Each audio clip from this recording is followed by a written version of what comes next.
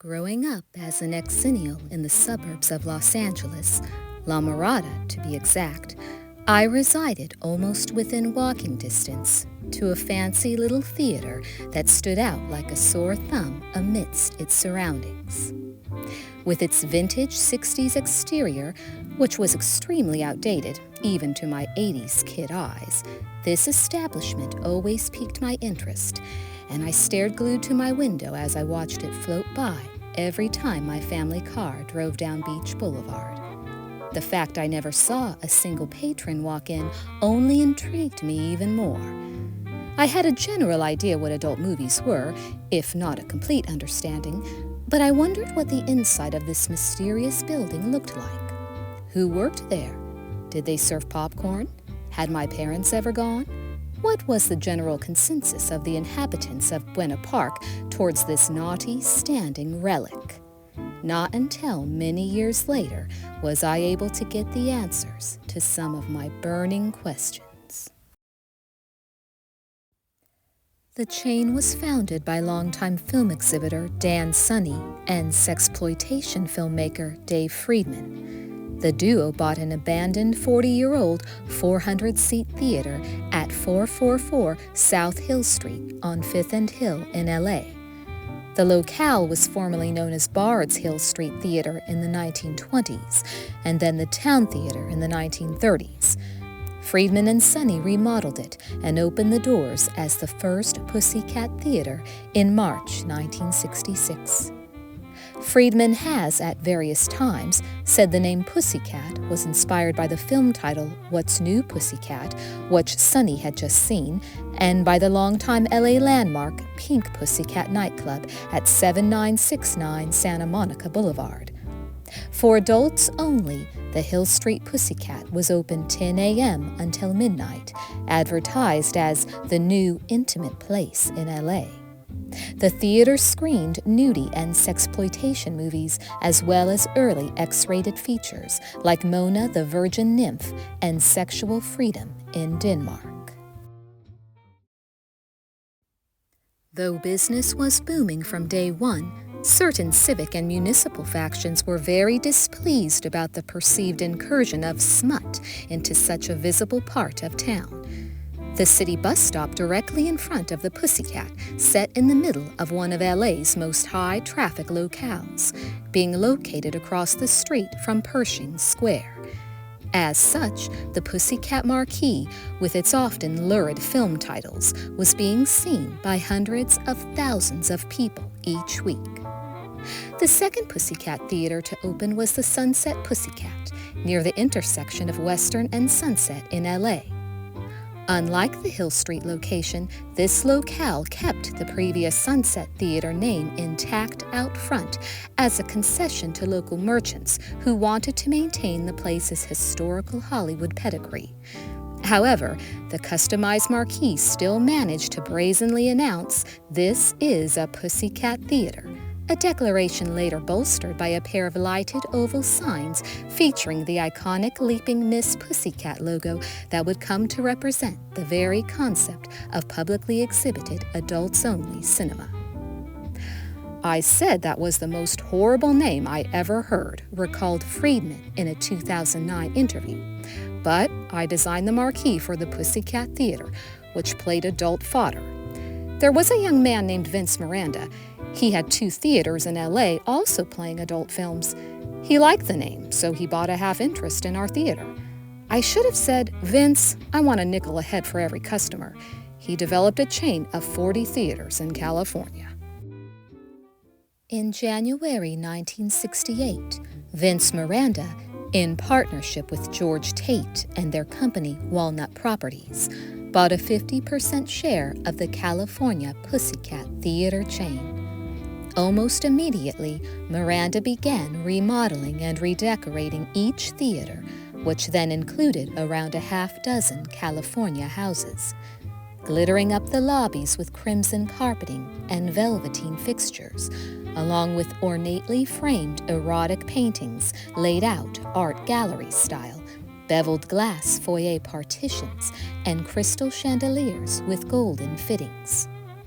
He fixed them up so nice, marveled Friedman, that almost nobody was ashamed to be seen walking into a Pussycat, which was a big change from the old raincoat crowd. I can't say Miranda and I ever got along well, but he was definitely a showman who knew how to bring in the rubes. This photo shows a Miss Pussycat promotion, this one from 1970. Note one of Miranda's nude paintings in the theater foyer behind her. Unlike many, if not most, porn theaters to follow, Miranda instructed all his managers that theater marquees should never be offensive-looking because you have people going by on their way to church and we don't want to upset them. Of course, offensive is in the eye of the offended, and certainly some adult film titles on the marquee might qualify as such to some people. However, what Miranda meant was that an aura of Hollywood glitz and mystique should always be maintained in order to differentiate his operations from the old raincoat rat holes, and in hopes of bringing in new clientele curious about porn but who want to check it out in a clean and respectable facility akin to regular theaters.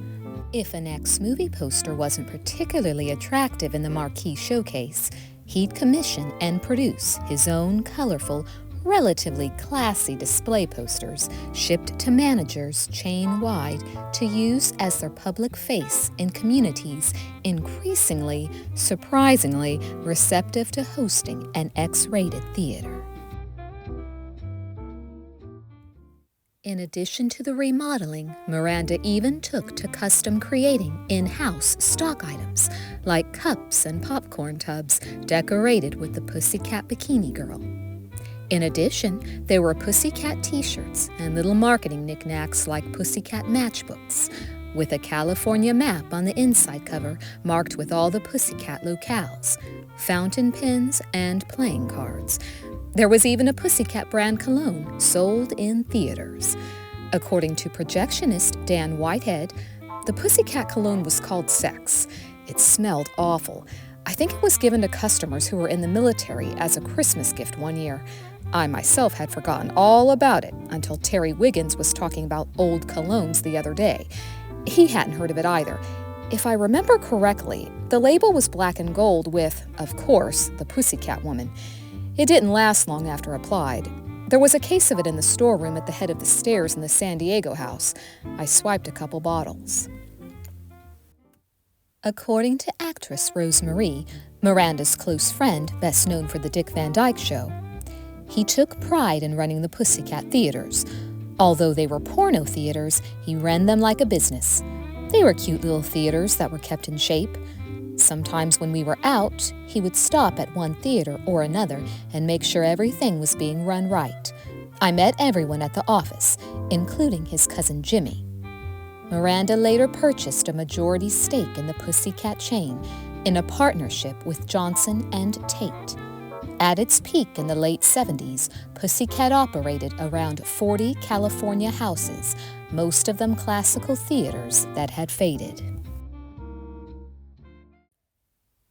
J. Allen Sanford was a 19-year-old Pussycat clerk in 1979 at the San Diego location, and this is what he had to say about his experience.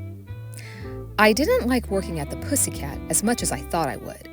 The novelty of 15-foot-tall genitalia wore thin after the first few hours, and the nonstop moaning and groaning, usually listless overdubs recorded by bored, fully clothed thespians, quickly grated on the nerves to the point where I could barely recall what actual, factual sex sounded like. Plus, I hated handling money peeled from the sticky palms of sweaty-looking men who smelled like a gangbang where nobody remembered to bring towels. People literally hid their faces when they walked up to the Pussycat, and the first thing the manager said to me on my first night of training was, "If you see someone you recognize, pretend they're a complete stranger, no matter how well you know them." This was good advice. Later that night, when I saw the guy who worked at a sandwich shop down the street, I resisted the urge to say, "Hey, Scotty," even as I vowed to myself never to eat a sandwich there again. For a while, the Pussycat had a swinger couple, in their early 30s maybe. good-looking, who'd come in at least once or twice a week to watch a movie and then, well, put on a little show of their own. All the clerks liked this couple. We found a lot of excuses to whip out our big black flashlight and do an auditorium walkthrough. Some things the other clerks told me about their own encounters with the swinger couple seemed even then to be the stuff of urban myth. But I did see the two of them in action, on the seats, and can attest that they were into public sex in a big way. They never talked to me, but I often saw them talking to other patrons, before or after, and at least once during, their private showtime, and usually the couple would leave with a patron or two exiting right behind, if not with them. This was not an aspect of social interaction I'd ever encountered before. The Buena Park Pussycat at 6177 Beach Boulevard, number 12 in the chain, and the local theater I myself was so intrigued by growing up, was formerly known as Velasquez Theater and the Grand Theater. The locale earned a degree of infamy in May 1951 when a 10-year-old girl named Patty Jean Hull was abducted from the theater. She was found to have been killed by local sex offender 34-year-old Henry Ford McCracken. By the late 60s, it was running Spanish-language films until Walnut purchased the theater and began running it as a Pussycat in early 1971.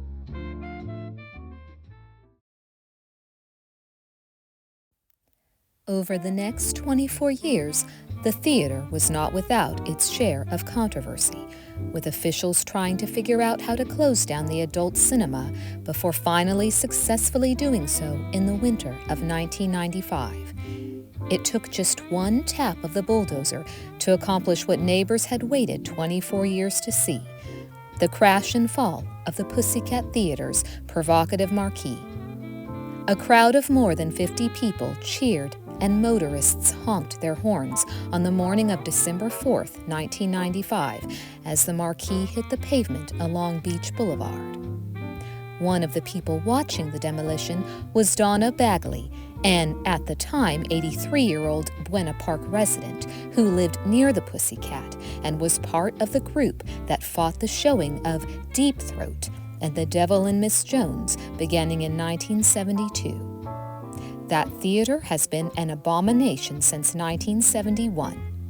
It wasn't good for anybody, it wasn't good for the neighborhood, and it certainly wasn't good for school children seeing it. Beginning in the 1970s, Bagley and others contributed to numerous lawsuits filed by residents and local authorities involving the Buena Park Pussycat. Those efforts were halted in 1974 when a 3-judge federal panel ruled that the state's obscenity statute was unconstitutional. Buena Park officials were also stymied until the Pussycat Theater's last owner, George M. Tate, filed for bankruptcy protection in 1994.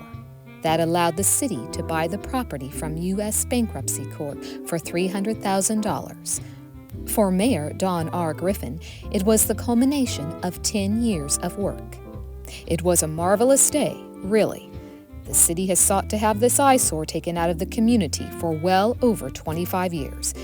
It has no redeeming value, and it has brought a bunch of derelicts to this community and caused a burden to its neighbors.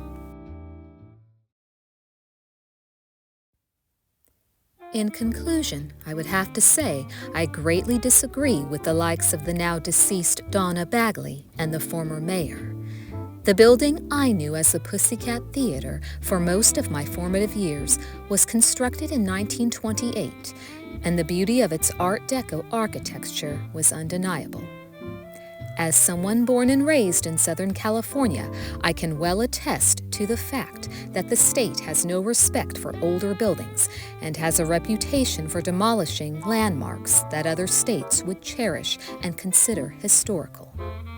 I lived less than 2 miles from the Pussycat Theater, a mere 4-minute drive, until it was torn down when I was in my teens, and I never noticed an uptick in derelicts to the community.